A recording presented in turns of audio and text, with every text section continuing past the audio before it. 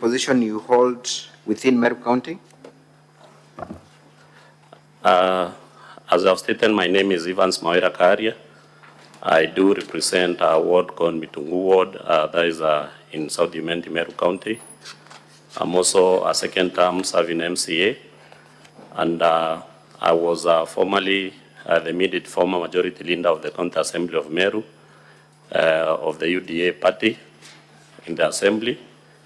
And I was also the mover of the last impeachment motion that was prosecuted in this Honorable Senate, and it was deemed that all the counts were unsubstantiated. Thank you, Mr. Witness. You have sworn an affidavit that you have produced before the Senate. Confirm that it's the one appearing at page 36 of volume 1 of the governor's response. Confirm that that is your affidavit? I do confirm. You do confirm. Attached to your affidavit is also authority to swear, where several members of the County Assembly of Meru have given you authority to plead and swear this affidavit on their behalf. Can you confirm that? I do confirm that 17 members have given me authority to plead on their behalf.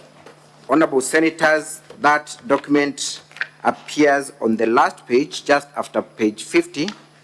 It is not paginated, but it should be page 51. Just after 50, there is authority to swear that has been attached to the affidavit. Confirm that you have the authority of all these members of County Assembly to stand here and offer evidence on their behalf, and if that is the case, why do you have that authority? I do confirm that members who have appended their signature have given me the authority, and this is because it's a large number that they couldn't all appear here in the Honorable Senate to testify or be witnesses. Thank you so much. You have also alluded to the fact that you were the mover of the previous motion for impeachment against the governor of Meru. Confirm that that is the motion that has been attached to volume 2 of the governor's response. I do confirm. You do confirm? Yes. We sat here yesterday, Mr. Witness, and we watched the mover of the current motion, one Zipporah Kenya. Do you know of her relationship with the previous motion for impeachment? And what kind of relationship is there? Yes, I know one Honorable Zipporah Kenya, the mover of the present motion, very well. And she played a key role in drafting the previous motion and collecting evidence. And also, she sat down in the small team that finally came up with a motion that was brought in the previous impeachment motion in the Senate. And also, Zipporah Kenya, Honorable Zipporah Kenya, took the position of the deputy majority leader due to the fact that once I decided to support the governor, I was removed from that position. We are heading there, Mr. Witness. For now, confirm that indeed you took the motion for impeachment last year from the current mover of the motion, that it was indeed a motion, but you took that motion from her. Is that the position? I didn't take the motion from her, but once the small team sat down, it was decided that the motion has to be moved by the leader of the majority party then, and that's when it became my motion. So it is your evidence then that the instructions to move the impeachment motion last year was a party position? Yes, I do prove, I do state that. And by party position, what party are you referring to and at what level? The UDA party, the leadership at the county level. Since before we moved that motion, the then Secretary General of the UDA party had called me and told me that clearly that should not be prosecuted as the position of the UDA party, but the leadership at the county level insisted that it was a party affair. That is the UDA party affair at the county level. The governor was here last year and she's here again this year. and her defense has always been that she's being targeted by the political leadership of Meru.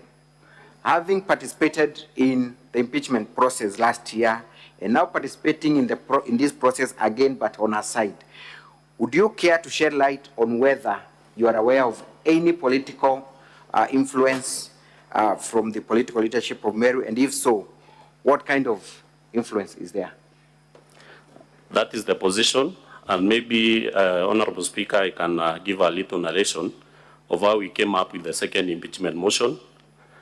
After political leaders in Meru felt that the governor had gone rogue, members of the county assembly were mobilized upon party lines, and the first party to do that was the UDA party, where personally I was called by the UDA county coordinator then, and he called me for a meeting, and in that meeting that I attended with the majority whip of the UDA party in the assembly, we met with the chair of MP's caucus, one Honorable Rindikiri, who is also a UDA member, and also Honorable Kaduri Moronge, who is the Senator of Meru. And we made a decision that we have to communicate to other UDA members that it is the position of the party at that moment that we have to withdraw all the support for the governor within and without the assembly, and that we were to introduce a new impeachment motion that we call UDA party members or members of the county assembly belonging to the UDA party, and we communicated the same and issued a press conference to that effect. Other parties followed suit, that is Jubilee Party, No-PEO Party, Baz Party, DP. So all the assembly parties issued the same directive that members were to support the impeachment of the governor that we brought to the Senate in the last impeachment motion. Thank you. Kindly give us the composition of party membership within the Meru County Assembly. How many members are there from each of the political parties? The Meru County Assembly is comprised of 69 members, that is 45 elected members and 24 nominated members, where the largest party is the UDA party, but with a small margin of the majority, that is 21 members. The next party with or the minority party is the Baz Party, which has got 20 members. Then we have Jubilee, which has got 11 members. We have PNU, we have No-PEO, we have DP, and also we have independents. So is it your testimony that all these political parties were united in the quest to remove the governor of Meru? That is true. And we also watched the move of the current motion on TV, saying that it is the business of the Meru County Assembly to impeach the governor. And I was quick to translate the use of the word business into the Swahili language, biashara, connoting that there was monetary benefit by people who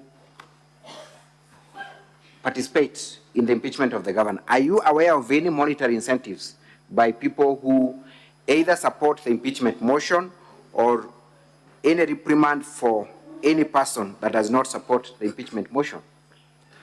Yes, it is true that members of the assembly do benefit financially during these impeachment processes. And because I'm on oath, I can only state that it was during the first impeachment motion that was defeated in this Honorable Senate that there was no inducement. The second one, there was a lot of inducement, and even this one, I believe there's a lot of inducement, and those who have not been in support of the impeachment motion have severely suffered on the hands of the assembly. Let us talk about the incentives that you're talking about. What nature are those incentives, and where do they come from? For example, right now when we are here in this, during these proceedings, members have been facilitated for more than 5 days to be in Nairobi, where they draw per diems and DSAs. And also, I'm aware that during this process, members were also put into a common area where they were held. Before you proceed there, Honorable Zipporah was here yesterday, and I posed that question to her, and she denied categorically that any of the MCAs within Meru is earning allowances for this process. Are you saying that she lied, that you have yourself received these allowances during the last impeachment and you received the same for this impeachment? Yes, because we were facilitated by the Assembly to be in Nairobi for around five days, where we received DSAs and per diems. How much do you receive as members of County Assembly whenever you appear at the Senate for the impeachment? According to the directions or guidance by the SRC, whenever members are out in a county headquarters, they draw 14,000, which is the DSA for all county headquarters. So even here in Nairobi, they draw 14,000. Then they also facilitated or given transport back to and fro from Meru. Does the County Assembly facilitate all the 69 members of County Assembly? Not always, unless there's a common cause. That's when maybe they can. I'm asking for the impeachment processes that you are aware of, the second and third, last November and this one. Does the County Assembly facilitate all the members of the County Assembly? The second impeachment motion, all members, only members who are in support of the impeachment motion were the ones who are facilitated. For this one, they sent out messages to everybody indicating that we should be in Nairobi for the Senate proceedings for about 5 days. My understanding of the workings of the County Assembly is that you are only entitled to allowances if you are out on official duties and for a very specific purpose. Under what vote do you get these allowances? Sorry? Under what vote do you get these allowances? Under what? Under what vote? Under what? Domestic travel. Domestic travel. It's actually domestic travel and accommodation. For all the members of County Assembly? Yes. I want to refer you to page 382, volume 2 of the County Assembly's documents. Tell us the amount of expenses under domestic travels. 382 of volume 2 of the County Assembly.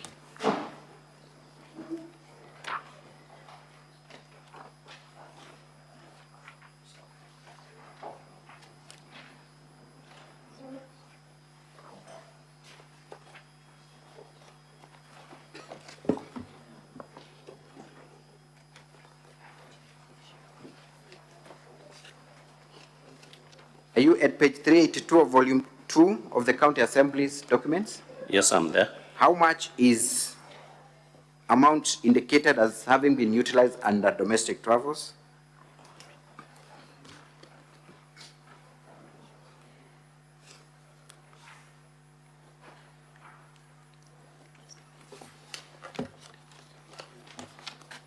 Have you identified that? Perhaps we can move, as we look for it, at page 272 of volume 1B.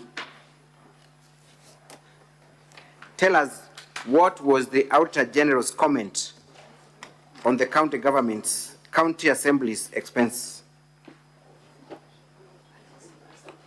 Page 272, volume 1B.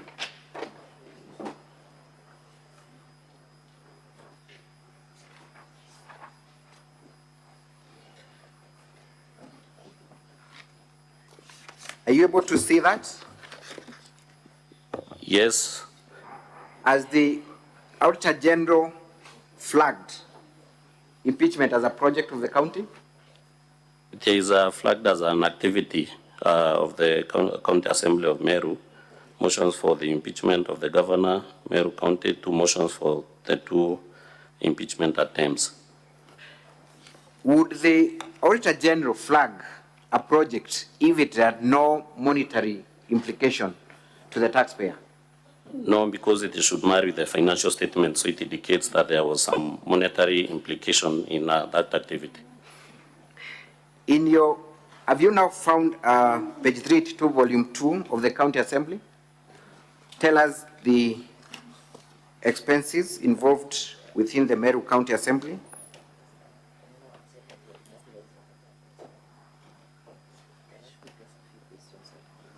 The County Assembly spent that 5.50 million on committee sitting allowances for the 68 MCAs against an annual budget allocation of 71.36. The average monthly sitting allowance was 57,163, and the county assembly has established 27 committees. Thank you. As I move to the next issue, confirm that each MCA that was in support of the motion last year walked away with at least 80,000 as facilitation from taxpayer, and that they are likely to walk away with the same amount this year. That one I confirm because the DSA's paid was for 5 days and the transport allowance of 10,000. So if we were to look at the 49 MCAs that are in support of this motion, times 80, that would be around 4 million Kenya shillings? Yes, on average. Thank you. Let us proceed to the next issue. Well, we were in Senate last year, in November. You lost the impeachment motion, correct? Yes, all the counts were not substantiated. They were not substantiated. Tell us what transpired immediately when you lost the motion. Were there any reconciliatory efforts from your side? And by your side, I mean the members of the county assembly that were in support of the impeachment motion. Were there any efforts to reconcile with the governor and have a working relationship with her? There were none, and immediately we lost the impeachment motion. The following day, we met in a hotel in Nairobi, where all the 59 members and the Speaker of the Assembly were in support of the impeachment motion, together with the Deputy Governor and Honorable Mporo Abori came together. And in that meeting, it was deliberated that members should be taken for a retreat to freshen up and maybe relax.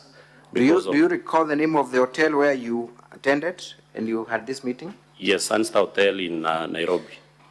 Sunstar Hotel in Nairobi? Yes. You confirm that that meeting took place the following day after you lost the impeachment motion? That is true. What were the resolutions of that meeting?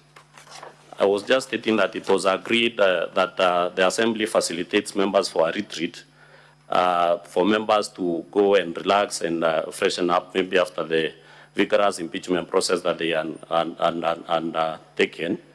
And then immediately after that... The retreat was in addition to the 80,000 that each of you had pocketed? No, it was a new retreat that members... I'm saying it was in addition to what you had Yes, in addition to. Okay, proceed. So we agreed that we'll be facilitated for a whole week, and we went to Mombasa for a whole week where we were facilitated along committee lines. Therefore, members who had been de-whipped earlier from committees were not participants, and we did committee work for 2 days. And for the rest of the days, we sat down to organize and plan on how to sabotage the government so that it doesn't work. And that is when the time it was agreed that a petition be introduced in the county assembly to try and impeach. Mr. Kawira, you are using very strong terms here. Is it your evidence that members of the county assembly at taxpayers' expense went to Mombasa and planned on how to sabotage the governor? And you're saying that on oath?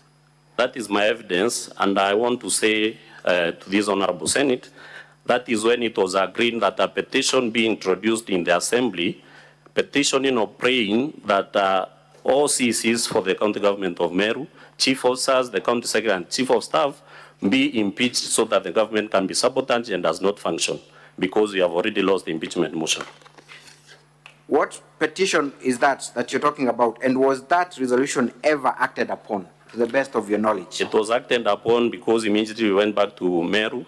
A petition was brought to the assembly, praying for or requesting that the county assembly conducts an investigation on around 7 CECs, I think 3 chief officers, and the county secretary and the chief of staff, that culminated to a report of the Joint Committee on Justice and Legal Affairs, recommending the impeachment of or the removal from office of the county secretary and the chief of staff, and also give members of the assembly freedom, or they were at liberty to introduce impeachment motions for 3 CECs, and that was tabled in the assembly. I want you to look at page 90 to 145 of the County Assembly's documents.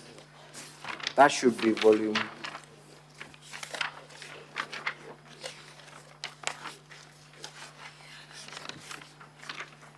Page 92.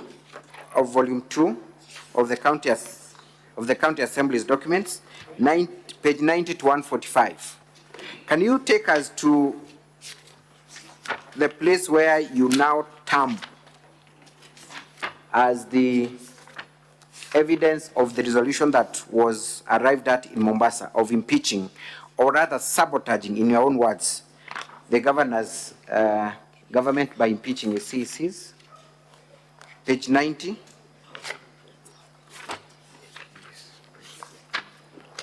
Page 90 of volume.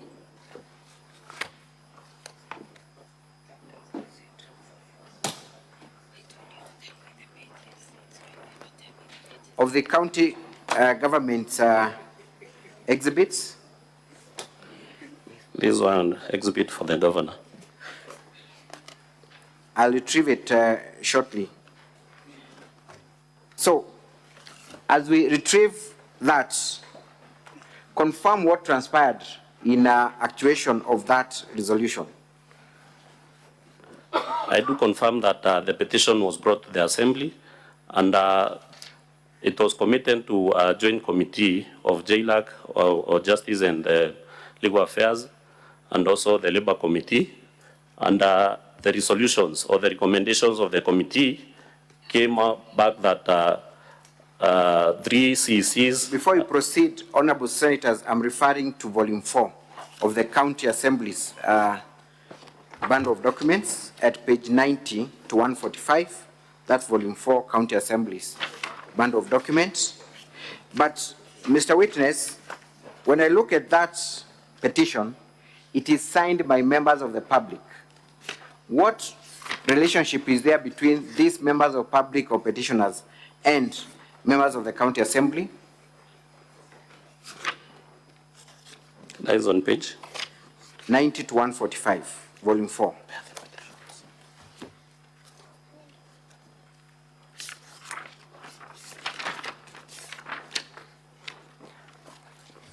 Yes, the petition is signed by members of the public, but in that meeting it was agreed that members of the County Assembly look for friendly members of the public who can introduce the motion, or the petition, sorry, and one is a perennial petition in the Assembly. One, Salesio Mutuma, who has signed that petition, has introduced more than, I think, 20 or 30 petitions in that Assembly.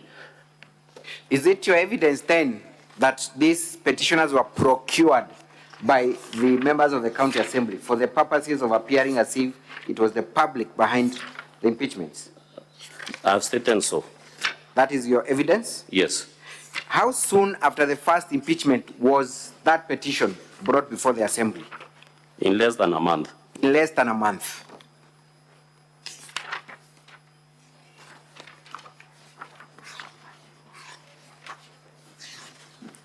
Was there any other resolution by members of the County Assembly to frustrate Her Excellency's government, and if so, in what way? It was also agreed that we have to sabotage the government through the budget making process, where members agreed that they will do an itemized budget, despite of the fact that the county government has always prepared an itemized budget, and also do an allocation to their respective wards at that point. I am having serious problems, Mr. Witness, to fathom that members of the County Assembly would sit and scheme against the executive. Are you sure of your evidence? And do you really want to go on record as a witness of events that really transpired? That is very true, because members were very bitter, because initially they had been assured that the governor of Meru was going. So Who they had assured them? You are talking of assurance. the Who had political assured class of leaders, especially those at the national level, but come from Meru County. the Meru County? I want you to say that again for record purposes. Who, and if you're capable, you can mention names of people you think, or you know, not think, were giving that kind of assurance. I'm saying, Mr. Speaker, sir, while I do not like objecting, perhaps it would be important, Mr. Speaker, sir, that the witness limits himself to the evidence before the assembly, so that he does not open Pandora's box and goes on a fishing expedition, mention names that will not be brought before you or before us for cross-examination or re-examination. That line will greatly prejudice our case unless we are assured that the names that shall be put on record will be made available for further re-examination. I am most obliged. Mr. Speaker, sir, if I may respond to that issue. It is the governor's case that she is a victim of political witch hunt by the political leadership in Meru. Those facts have been alluded to in the affidavit of the witness. We have annexed video evidence which we will play. It is only fair for counsel to allow me conclude on that issue, unless, of course, I'm touching on a live nerve that he's aware of. Mr. Speaker, sir, you may allow me in response. Counsel for the County Assembly. Yes, just take your seat. You know, yesterday I gave you some latitude because the counsel for the governor rose on a point of order on the very same issue. But I gave you latitude so that we run this smoothly. Kindly allow the governor to present her case the best way she knows how. Having said that, counsel for the governor, do not veer off so far from what is already before us by bringing very new material, which then will not able the counsel for the county assembly to respond adequately. Proceed. Thank you, Mr. Speaker, sir. I will be pursuing that line shortly, Mr. Witness. It is your testimony that you had been assured that the governor would indeed go home. yes, you see what happened, Honorable Speaker. Immediately after the first impeachment came to this assembly, came to this Honorable Senate, and all the counts were still unsubstantiated, we went back to Meru, and the president of this country, His Excellency William Samoei Ruto, and the deputy president initiated a reconciliation between the assembly and the executive, and the team from the assembly and the team from the executive led by the governor, while the team from the assembly was led by the speaker, stayed here at the office of the deputy president for 3 days. And we resolved all the matters that and brought us to the first impeachment motion. And therefore, when we went back to Meru, that was maybe for, I think, approximately from February, we had a cordial working relationship between the executive and the assembly. And that is the time that the assembly approved budgets for the school feeding program, the one cow, one needy family program, and so many others. But immediately when the political class sat down and felt maybe the governor had gone rogue, they started mobilizing us, members, intimating to us that now it was time to remove the governor from the office. So many members were reluctant because initially they had a good working relationship with the governor. But now we were mobilized along the political party lines, and that is when we were assured that for sure this time the governor of Meru will not come back to Meru as the governor. Thank you. You have alluded to a meeting that took place at Asa and another meeting that was convened in Nanyuki. Yes. After 1 month. Yes. Kindly explain to us what transpired in Nanyuki, and if you can remember, who attended that meeting, what was the agenda, and what were the resolutions? Just before Christmas, and when news for the famous blogger one sniper started circulating that he was missing, the county assembly members were facilitated to go to Nanyuki for committee work. And after finishing the committee work, 59 members who had supported the impeachment process were left for a meeting which was attended by all the MPs from Meru, the former CS for Agriculture, in the exclusion of the senator only. All the other political class was there. And we were urged and asked to remain united so that the cause that we had just lost, we can maybe later, at a later date, and we were told that is by 2024 June, the cause that we, or the fight that we had lost will be brought back, and by that time, for sure, we'll win it. The cause that you're talking about, what cause is this that you're being urged to continue pursuing? It was impeaching the governor of Meru. It was impeaching the governor of Meru. Did at any time the political class within Meru County preach peace, unity, you having a working relationship with the governor of Meru? Did they do that at any moment? At no point did anybody talk about reconciliation or peace. How was this meeting facilitated that took place in Nanyuki? It was facilitated by the assembly through committees. Then later, after the meeting ended, we were given cash of 20,000 each, and we were told it was for Christmas. Who gave you the 20,000? The speaker shared it among his members, but of course, it was from the members who had attended that meeting, the political class that attended. By speaker, you mean which speaker? Of which? Speaker of the County Assembly of Meru, sorry. Yes, we are in a Senate which has a speaker. Certainly, it cannot be me, counsel for the government. I wanted to have that on the speaker side. Thank you for that clarification. It was the Speaker of County Assembly of Meru. Yes. Thank you. How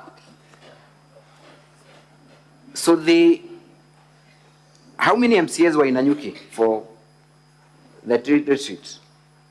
For the committee work, all members were there, the 69 members, but for the meeting, it was for the 59 members only who had supported the impeachment process for the governor. So each of the 59 got 20,000 shillings from the speaker? Yes. Might you know where that money had come from? It wasn't disclosed, but we were told it was a Christmas gift from the political leaders who were there that time. I stated that all the members of National Assembly from Meru were there in the exclusion of the senator only. The women rep was there, and also the former CS Agriculture was in that meeting. And you are talking about the political leadership across the political divide, not just one political party? Yes, across the political parties or the political divide.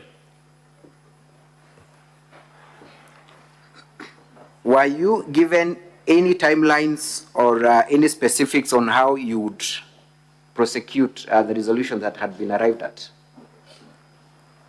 Of course, we gave all the plans that we reached at in Mombasa, and then we were told to forge ahead with them. And then for the impeachment of the governor was to be reintroduced on or around June 2024. You have talked about other ways of frustrating Her Excellency's government. What other ways were agreed upon, if any, on how you would frustrate the governor of Meru? The main agreement was that one will sabotage the government of Meru through the budget-making process from the CAD, the CFSP going onward. And also, it was agreed that there were programs that were being undertaken by the county government of Meru that were making the governor very popular on the ground, and therefore they had to be stopped. And that was the school feeding program for ECD learners, and also the one cow, one needy family program that was being carried out by the county government of Meru. So is it your evidence that indeed members of the county assembly schemed to have the ECD school feeding program scrapped for the sole purpose of sabotaging the governor's governance within the county? Yes, and indeed it happened in the assembly where the Committee on Agriculture tabled a report and declared that there was no policy for the school feeding program, and for the one cow, one needy family program, and it was halted. And also the school feeding program was altered by the same assembly. Mr. Kawira, the members of the County Assembly of Meru are public officers. Yes. Paid by taxpayers. Yes. How does it make you feel that you are part of a scheme to frustrate the very mwananchi that has elected you to public office, to the extent of scrapping the school feeding of the poor children for political gain? How does it make you feel? It is very and what unfortunate. does it say about the County Assembly of Meru? It is very unfortunate and regrettable that public servants can sit down and try to sabotage the same wananchi who have voted for them.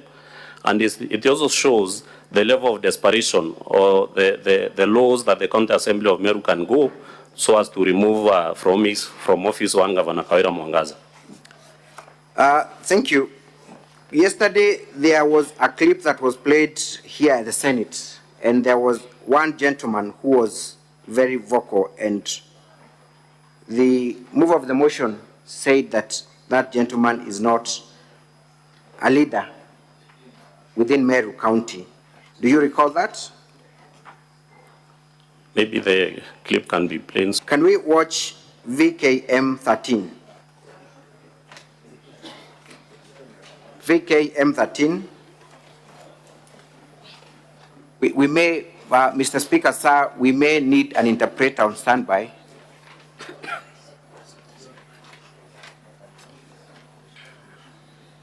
Mr. Speaker, sir, with your indulgence, we may need a translator of the Meru language with your guidance. Sergeant at Arms, kindly usher in the translator. Thank you. Can we watch VKM 13? As I said, I want to tell the County Assembly of Meru, we can't wait any longer. We lost in the second impeachment. Give us the third and the fourth and the fifth and the sixth impeachment. And within a month's time, we want to see the County Assembly of Meru. Give us that. Finally, as I said, that today, when Kraito Morongi, when Mweshimiwa Munya, when Kadhuri Morongi, when CS Rentori, when Motuma Ntoidhikia, when Ayubu Bundi, when Indani Kere, and the other members of the assembly will sit down and have a cup of tea and they even say nothing, that today the redemption of Meru will be nigh. Now this time round, we can pause there as we wait for the interpreter is here. Thank you. We can proceed with the clip. Now this time round, Mr. Speaker, sir, honorable members, my name is Muthengi Mpara. I'm from KBC, Mago FM, as an interpreter. Kindly, can we play the clip now?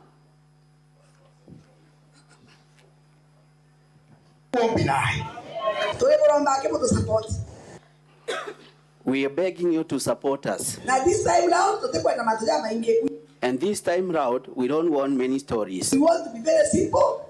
To get your Senate, Kaduri. We want it to be very simple. We'll come to Senate. Kathuri. I know you are there, our senator. Tutaleta huyo mama huko. Na this time round, hata sisi mtatuona kama wamama. Akitoa kitambaa tunatoa. Okay, japezo himo kwa kuigelwa kiao. And amesema, and then we'll bring that mother there and we'll be ready.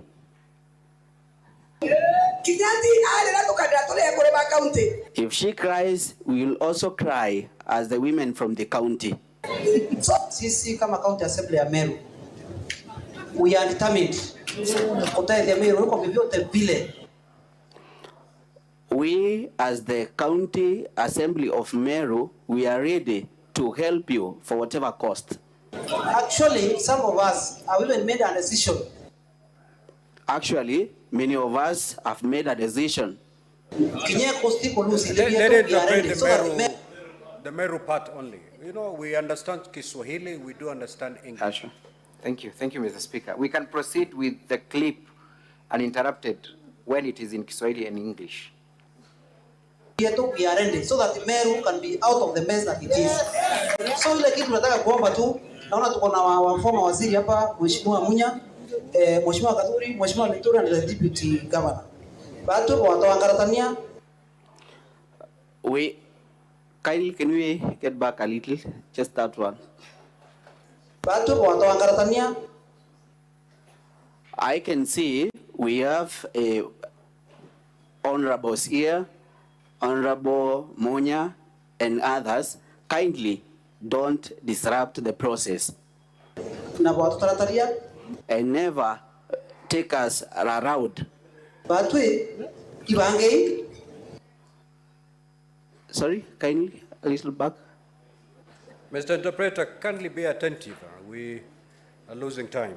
Ibange. Ibabu toilet. Maybe if, something like that can flow kindly, just a little something. Just prepare yourself. It's you who will help us. Don't let us down. And because we're men,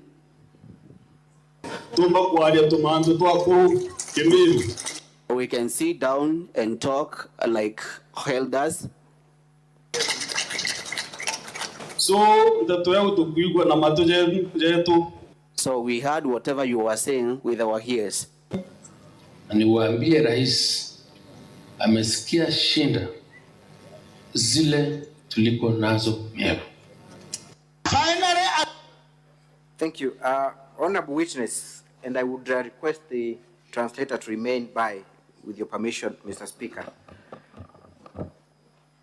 Mr. Witness, kindly explain to us, if you are aware, the venue of this meeting, who are in attendance, and what was being said. And most importantly, the gentleman who spoke first, who is he? Yes, it was in Abario, in parts of the Gembe region, where all members of the, members of the county assembly, the majority who support the impeachment process were there. And also other leaders were there, the former governor, Honorable Munya. We had the CS then for agriculture. Our beloved senator was there also. And the first gentleman who spoke is called Mwendia Muguna alias Alaji, who is the Secretary General for the Bas Party at the county level for the county of Meru. The mover of the motion was here yesterday, and she said that that gentleman is not a leader of any political party in Meru. What would your evidence be? He is the Secretary General for the Bas Party in Meru County, and previously he also served in the government of Governor Kirito as the Director of Events, and previously in 2013 he was a nominated councillor, a nominated MCA by the Bas Party in the County Assembly of Meru. Thank you. So briefly, what transpired in that meeting? What were the resolutions? What were the pleas by the various speakers? The plea from various speakers that we have seen from that video is for the continuation of the removal of the governor of Meru from office through impeachment. And did you get a response to the pleas? From who? Did you get any response from the attendees of the plea that you had made? That rather the people speaking had made? Yeah, the members of the county assembly at the crowd that was there applauded for those pleas. There is a certain lady in that clip who Yes. says, who we've just heard say, we will go to the Senate and take that woman, and this time round, we will take a woman who will also cry. Who is that person uttering those words? There is a member of the county assembly of Meru nominated by the Bas Party, and she was stating that indicating that because maybe the governor is a woman, and maybe the Senate saves the governor because of her gender, then the next impeachment process will be initiated by a woman, so that when they come to the Senate, if the governor sheds tears, they also shed tears to maybe for the Senate to sympathize with them. Is it then a surprise that this impeachment motion was brought by a woman?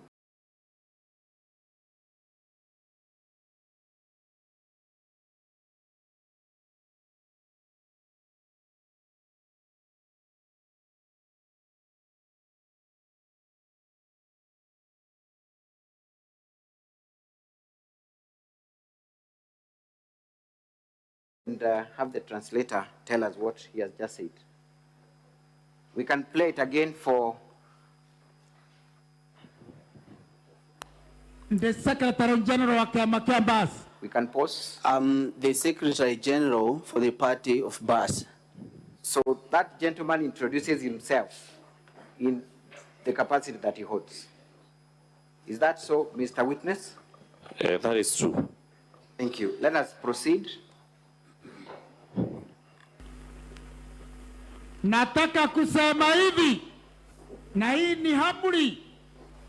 Hii ni amri. Every MCA ambaye anasimama ama ameteuliwa na chama cha BAS, minority leader na uongozi wa assembly, kama kunaye amehasi akaondoka njia yenu, mwambieni kimo chake kimotoni. Huyo apende asipende ataenda. Lazima kila mmoja atii amri, na leo ni amri tunatoa. Hakuna wa kusimama kando, hata hiyo kiti ulichonacho tutachukua. Kwa hivyo tunataka kuambia viongozi, wakishindwa na Kawira, watuachie sisi wananchi, tuende tumutoe hiyo nyumba yake.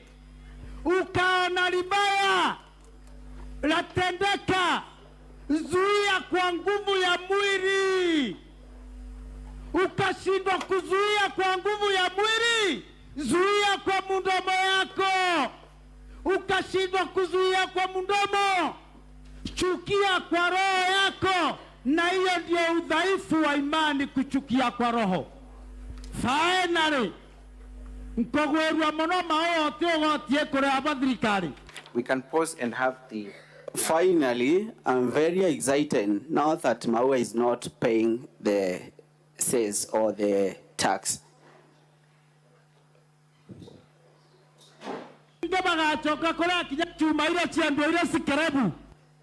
No one is going to pay anymore. Even those metals should be sold like scrap metals. Those metals over there should be sold like scrap metals. We are going to advertise. We're going to say that there is nowhere that tax will be collected anymore.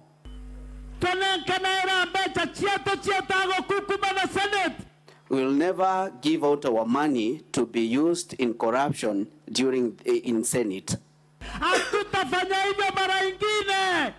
Tumekubaliana kwa mikono, kwa mikono. Asanteni sana. The Secretary. Thank you. Mr. Witness, you have confirmed that this gentleman is the Secretary General of BAS Party at the county level. In fact, he stated the same himself in that clip. And where was this event? What was taking place and who were in attendance, if you are aware? It was held at Kinoru Stadium in Meru during requiem for the late sniper. Members of the county assembly were present. Other leaders from also the National Assembly were present, and members of the public. What is your intervention? Certainly it cannot be a point of order. Mr. Speaker, there was an inconsistency between the interpretation, the verbal, And whatever we saw written on the screen, particularly within that clip that relates to bribe of the Senate, the interpreter did not mention bribe, but the transcript on the screen mentioned bribe. Could that be made clear, Mr. Speaker? Can you play the clip again? And Mr. Interpreter. Yes, sir. You know the Meru language very well, yeah? Yes, Mr. Speaker, Okay, sir. give us the true translation. All right, thank you. General You can play to the very end. The very end, I think the last few seconds.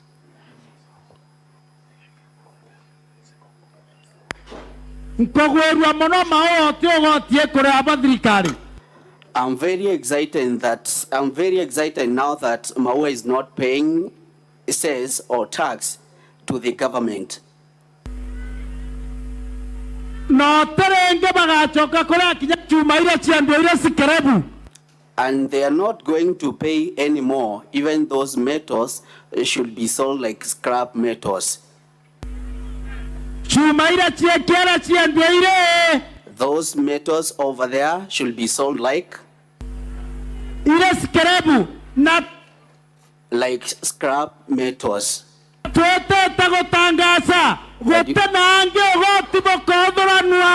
And we are going to announce that there is nowhere that tax will be collected.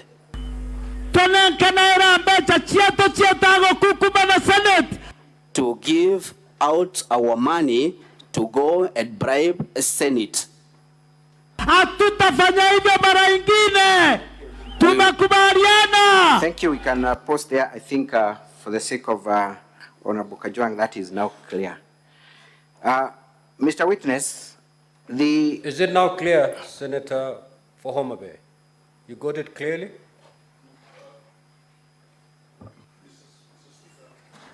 In the first instance, the translator used the word to corrupt the Senate. In the second instance, he's used the word to bribe the Senate. Perhaps I leave it to the senators to confirm whether those are synonyms. You know, English and Meru sometimes can vary drastically. Indeed, I can confirm that, my lord. Proceed. So, the gentleman is talking about selling some metals as scrap. What metals is he referring to? It is the cess stand, which is used to collect revenue for the Meru County government. So he's inciting members of the public, number one, not to pay revenue, and number two, to even destroy public property. That is true. That's true. And why is he telling them to do that? He is alluding to the fact that the revenue collected by the county government of Meru is used to bribe the Senate during impeachment processes. Thank you. Can we now watch VKM 18? From the beginning. Sniper jule yale tutatembea na hii familia kwa vyovyote vile Mungu akitujalia. The body of Sniper is over there. Viongozi tukishikana na hawa hakuna kitu tutashindwa, tutasaidia hii familia.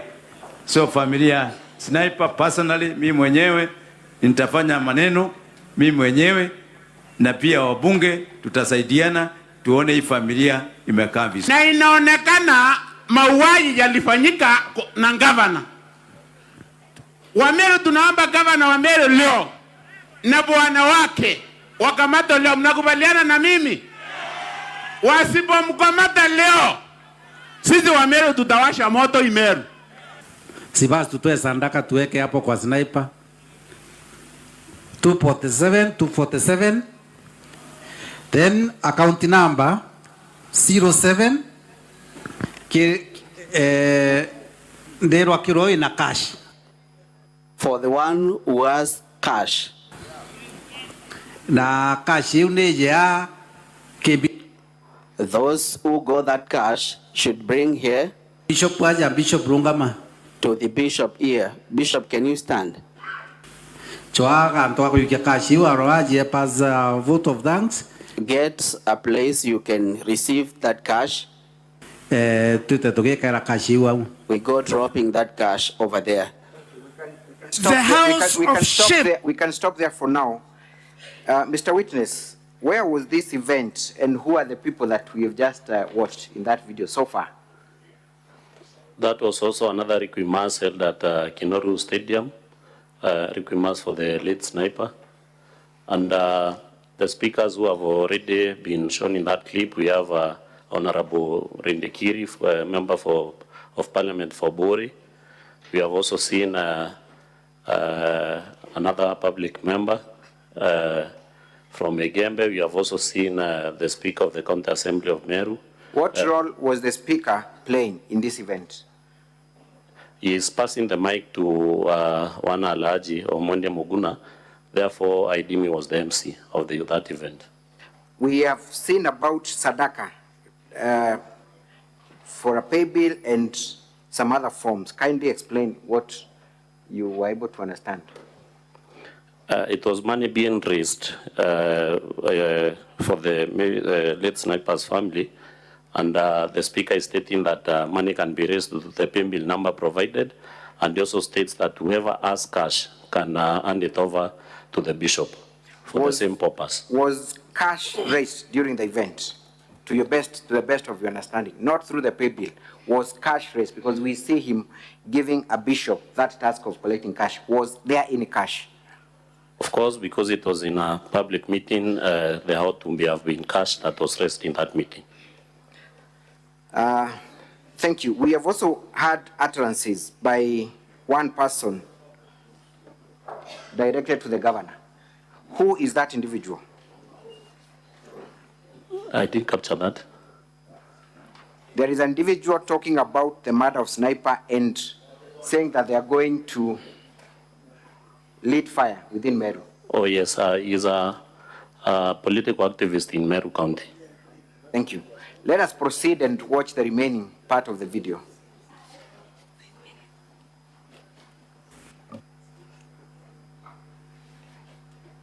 Ndero akiroi na cash na choaga antwa yukia cash wa roaje pa thanks tutatoke kara cash wa. The house of shame, that house of greed called the Senate, a house of shame, a house of greed, aingeturundishia ugonjwa huu Meru, atunge kuwa hapa. Therefore, I am sounding people like Kimbone Garware na wale wengine, tumbo zenu zikaongoza nyinyi mpaka ugonjwa ulio Meru, mukafanya ugonjwa huo ukakita. Shame on you, house of shame. Shame on you, house of greed. And we are ashamed that institution in Kenya, which is supposed to safeguard the interests of the people of Kenya, succumbed to a few coins, a few cents. Shetani ashindwe. Hii ugonjwa atunge kuwa nao wakati huu. Kumbukeni, Mbone Arware, I want to remind you, ulisimama mbunge la Senate, ukaita watu wa Meru waenda wazimu. Siku ya leo nataka kutadharisha, wa Meru wamekuonyesha, sio wa Meru waenda wazimu ni nyinyi. Njumba la haibu, njumba la kulimia tumba zao, ni nyinyi waenda wazimu, sio sisi. Na ine. Thank you. I do not know whether you want to make any comments in respect to that video, but I felt that it is self-explanatory. I do not wish to comment because it is regrettable and the ones are self-explanatory. Now, Mr. Kawira, kindly, in very few minutes, talk about the governor's efforts. Thank you for the indication of time. Tell us any efforts that you are aware of that the governor of Meru made to reconcile with leaders, if any, and what role you played. Because the assumption has been that the governor is a lone ranger who does not work with any member of the county assembly and other political leaders within Meru. In fact, immediately after the second impeachment failed in the Senate, the governor of Meru went back to Meru and made a clarion call that let all leaders come together and unite. She made a call for reconciliation and also asked for forgiveness if she had wronged any leader in Meru. And thereafter, the governor of Meru went ahead and stopped Okolea programs, which had aggrieved members of the county assembly. Thereafter, the governor trying to reach out to me, myself as the leader of the majority party at that time, and I hidden to the call where I went and listened to her carefully. And she told me the plans that she had, that she was inviting all the members of the county assembly to come and work together with her. And at that moment, I asked her to give me time as the leader of the majority party to go and try to reach out to other members so that maybe she can organize a meeting with them and try to forge or try to bring reconciliation. After I left, I went and reached out to the members of the county assembly, and they all declined, especially the leadership of the county assembly, declined to attend a meeting with the governor. And once I communicated that message back to the governor, she asked me if she can make our efforts about reaching out public and state that we had met, and I agreed because I was convinced about her genuineness that time. And she went ahead and made that remark that the majority leader of the government of the county assembly of Meru and agreed to reconcile and work with her. Immediately thereafter, a meeting was convened by the majority whip of the county assembly of Meru together with the speaker for the 59 members who were in support of the impeachment process, where during that meeting myself, I was tasked to explain if I was still for the cause of removing the governor from office because of the statement that the governor had made. And if so, I should apologize to the members because I intended to maybe bring disunity or disarray their cause. At that point, myself, I stood up and told them that it was the time. A time had come that every member of the county assembly should be given freedom to exercise their democratic right of either to support Governor Kawira MWANGAZA or to oppose her. What followed immediately, I walked out of that meeting because I declined to apologize or tell them if I was for that cause. Immediately after that, a press conference was issued, led by the majority whip, where they declared because of some they have to do some alignments in the leadership positions of the assembly so that the business of the assembly cannot be disrupted by maybe leaders who abandoned that cause. At that point, Honorable Speaker, because that was a press conference that was covered nationally, the then Secretary General of the UDA party nationally, one Honorable Cleophas Malala, wrote a letter to myself and to the whip indicating that there should be no leadership changes in the positions of the majority party, and invited us for a meeting that we attended in Nairobi. And during that meeting, the majority of members saying that the problem of Meru County was the majority leader, and it is at that point that I was removed as the majority leader of the majority party in the assembly.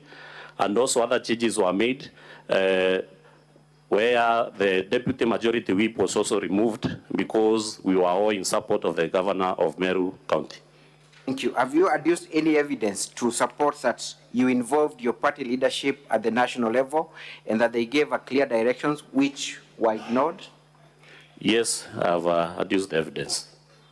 Honorable Senators, I want to refer you to pages 470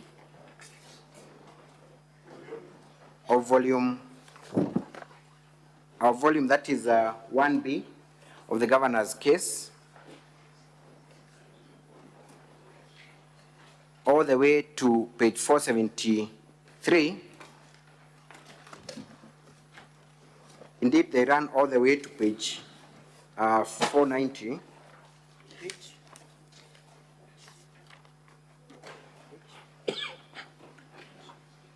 Page 470 to page 491. But we can go all the way to page 500, indicating the complaints by the members of County Assembly who are in support of the governor and who are being victimized for their move.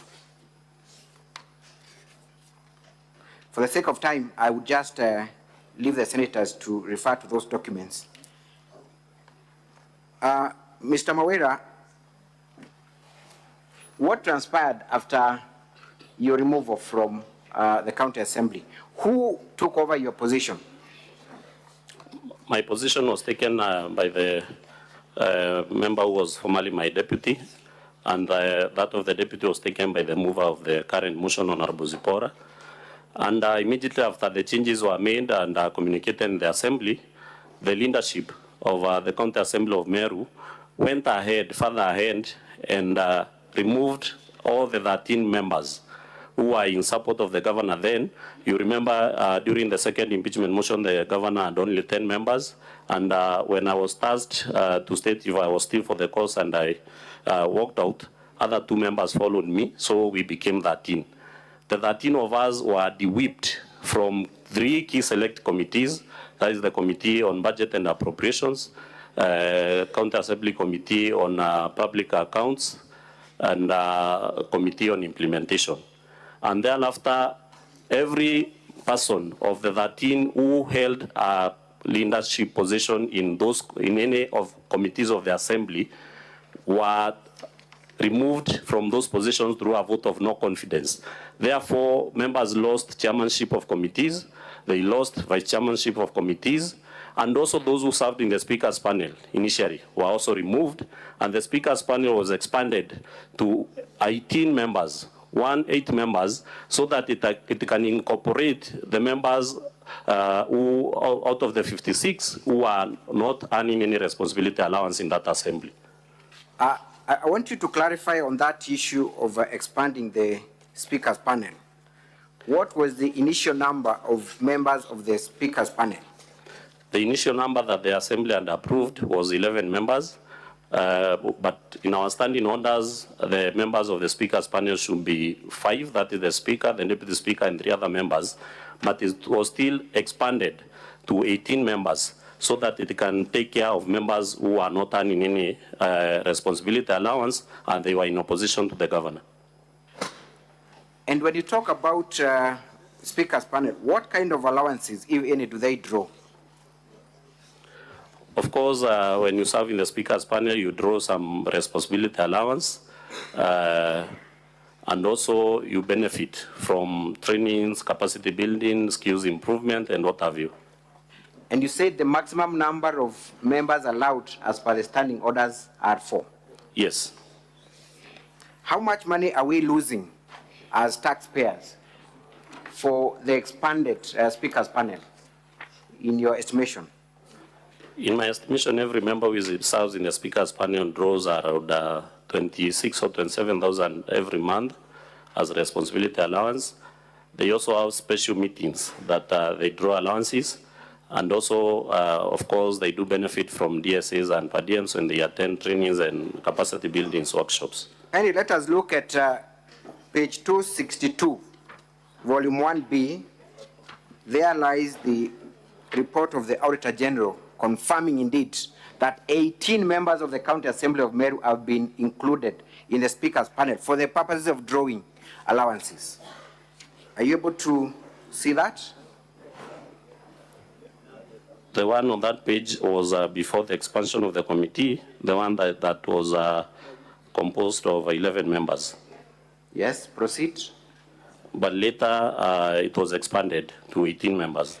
And it is indeed true that they draw benefits from taxpayers' money. Thank you. In your assessment, What does that communicate about the County Assembly of Meru? It clearly shows that the County Assembly, especially the leadership, was going to any length to make sure that no single MCA will decide to either support the governor because of the victimization and intimidation that has been happening, and of course the financial losses that any member who decided to support the governor was undergoing. Thank you. For the sake of time, I want to conclude.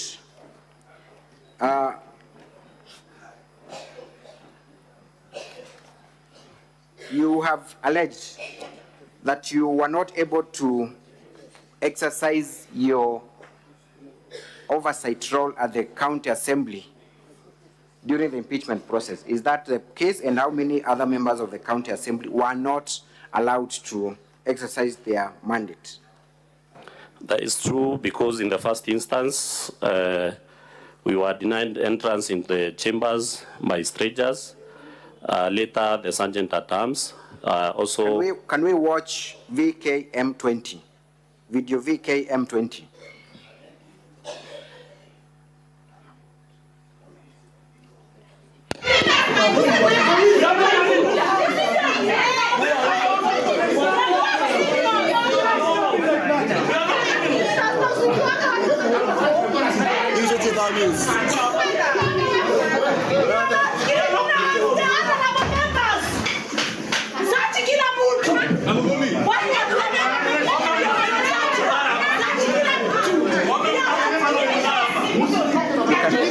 There. Thank you. So would you explain to us what is happening and which day was that? That was the day when the impeachment motion was being prosecuted. And when the first impeachment, the third impeachment motion was introduced in the Assembly, 10 members out of the 56 who are left opposing the governor felt that it was not right for us to continue fighting the infights between the Assembly and the Executive, and 10 of the members joined the 13 of us who were in support of the governor, but later 3 members were intimidated and left the cause, so we were left with a number of 20 members. So during that day, when the impeachment motion was being prosecuted in the Assembly, we came in as a team, and there was an attempt to deny us entry to the chambers so that we cannot prosecute that motion. And also during the process was rushed, and most of us who are in support of the governor, especially me, was denied a chance to contribute to that motion. Thank you. Previously, you had, through your video VKM10, we may not have time to play it, you had alleged that you were also excluded from crucial meetings of the county where MCA are taken for retreats and other meetings, and you're not involved. It's true, and I wish maybe that clip can be played. VKM10, kindly. I request.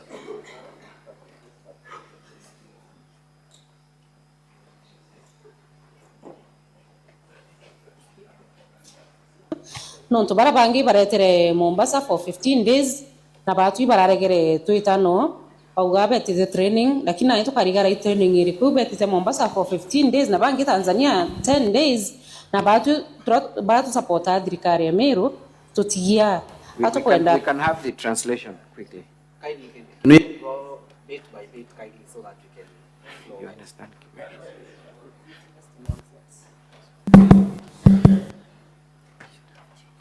Right. Okay. Kindly play.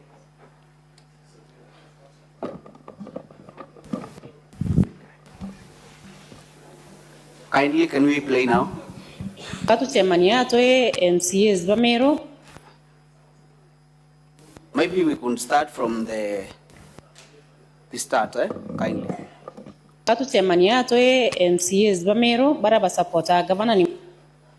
Let's meet here as Meru MCAs who support the governor. Mama, nonto barabangi baretere Mombasa for 15 days. Because others went to Mombasa for 15 days. Na batu bararegere tuitano. And we were denying to go with them. Paugabe tize training, lakini na ito. They said they were going for a training. Parigara training irikube tize Mombasa for 15 days na. but we are having questions. Which kind of training are they going? Thank you. We can proceed to where the current witness is speaking for the sake of time.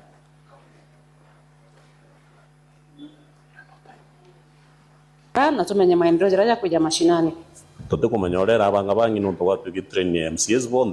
We don't know how it was planned, because if it was about all MCAs, there are no MCAs who are two signs. There is no difference between MCA who was elected and the one who was nominated. They are all Meru MCAs. But when we trying to ask the county clerk,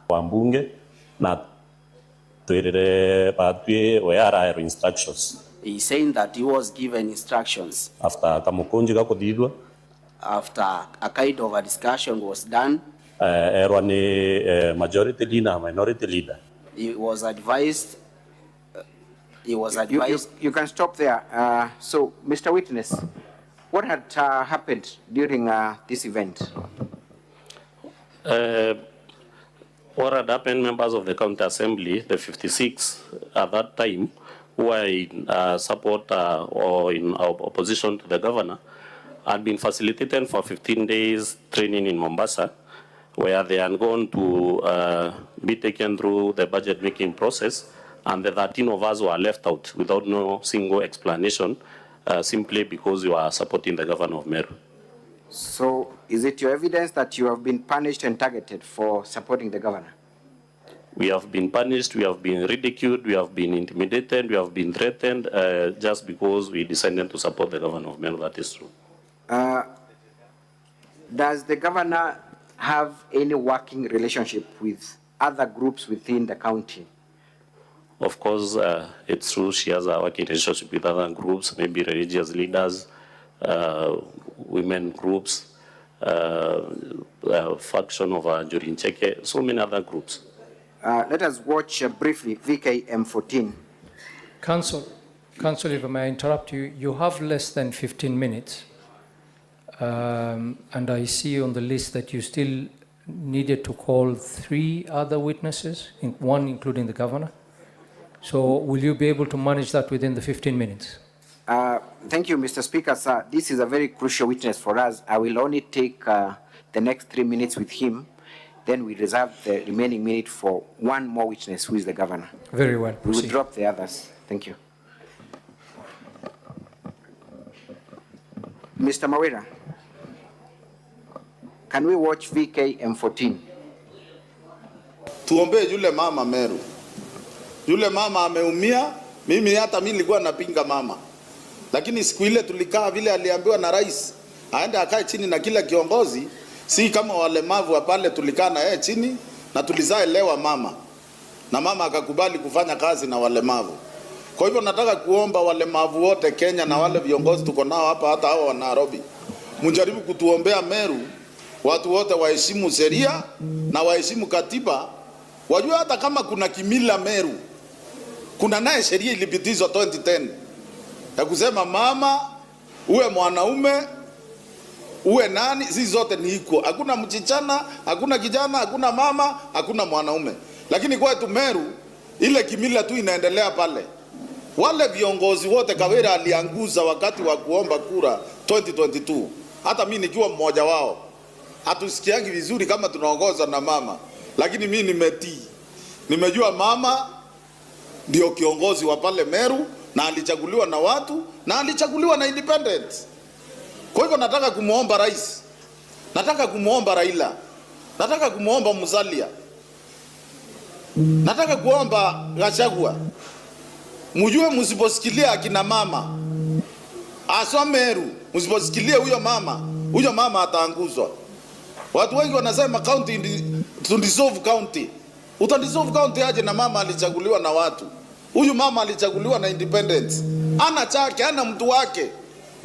Wale matajiri akina Kiraito, akina Metheka Lentore, akina Munya, akina MP wote wanaume wanasikia ni aibu sana kuinamia mama. Lakini wacha niwape example. Mimi ni mlemavu. Mimi ndio nilikuwa mtu wa kwanza kupigana na mama juu ya kimila. Lakini juzi tulienda kotini, tulisomewa sheria. Kwa sababu naamini sheria na naheshimu katiba ya Kenya. Mimi nakuinamia mama Kawira Mwangaza. Nimeserenda. Thank you. Nataka kuomba we can proceed just for a few more minutes.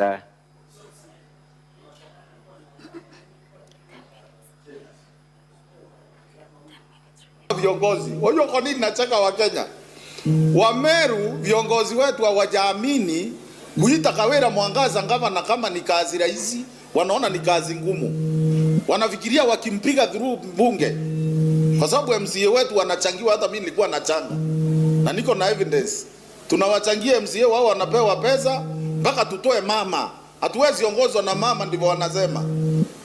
Kwa hivyo nataka kuomba wa Kenya hivi na viongozi wetu, wacha tuheshimu huyu mama, ndio alichaguliwa. Nyinyi mko na chama, tuko na chama PNU imesimamiwa na Munya. Tuko na chama PNO inasimamiwa na Mporo wa Bori. Tuko na chama Mbasi inasimamiwa na Kiraito Moronge. Tuko na UDA inasimamiwa na Rigathi, inasimamiwa na Ruto, inasimamiwa na Kadhuri Moronge, inasimamiwa na Metheka Lentori. Tuko na chama inaitwa Azimio yenye iko na Jubilee, inasimamiwa na Jeremia Keoni. Mimi ile kitu naomba kwa hizi chama zote, muite watoto wenu wale mulipeleka mbunge ya Meru yenye haina mlemavu, muwaite muwaambie gavana ni mama. Kwa sababu tusiposema hivyo, Meru hata mkindisolve saa hii, mseme tumendissolve county ya Meru, vita itaisha.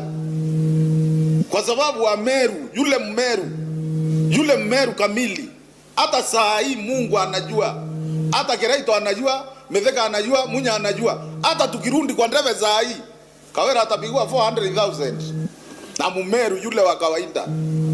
Kwa sababu watu wanaona kazi ya huyu mama, wanaona mama hana vita na mtu yoyote, lakini mara stop there now. We will play it shortly, but Mr. Witness, tell us your summary of the charges that are before the Senate. You have a time to go through the motion of impeachment now and back then in 2023 rather. What are the basis of these charges? Because I've been present in that assembly since the first impeachment process, what I would like to tell this Honorable Senate, Honorable Speaker, is that the impeachment process has been abused in Meru County Assembly, and it has been weaponized to fight political fights, whereas we know that impeachment should be used sparingly. It should be a measure of the last resort whenever that there are violations of the Constitution and other laws. And therefore, it's my humble submission that the Senate vindicates the governor of Meru from objectivity of the charges that are there, because according to me, the charges are malicious and they are also frivolous in nature. Do we have specific charges? One of the charges is employing a bloated workforce. Yes. Was that a charge that you brought before this Senate last impeachment? It was. You have a charge that accuses the governor of dismissing certain employees of boards, one of them being Mr. Mwaki. Is that a charge that you brought and prosecuted before this Senate during the last motion? It was. It was part of the motion. There is a specific charge where the governor is accused of misconduct by stating that 86 million shillings was raised in support of the burial of the blogger, Mr. Sniper. What would you say about that specific charge?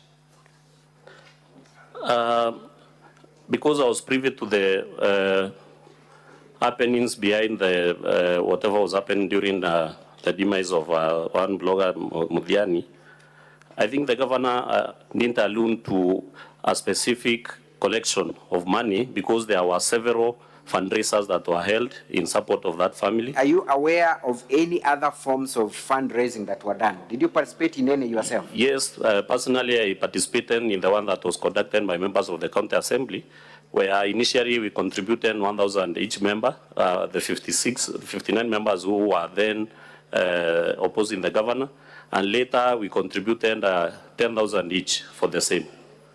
And also other political leaders contributed to that cause. By political leaders, who are you referring to? And in your estimation, how much money was raised? And I'm also sorry to ask this, what is the status of that kitty, if you're aware of, and how was it utilized? The one for the assembly was utilized in conducting the road shows across crisscross in Meru, and other monies were used to hold prayers in various stadiums, as we have seen, Kenoru, Maua, and others. And by the time I left that group where the fundraising was being held, we had not been accounted for the remainder of the money. So, when the governor states that to the tune of 86 million might have been raised, is it anywhere near the truth in your estimation, having participated in the fundraisings in various modes? It will be the truth. Thank you. I think I will rest this witness and hand him over to cross-examination. Thank you.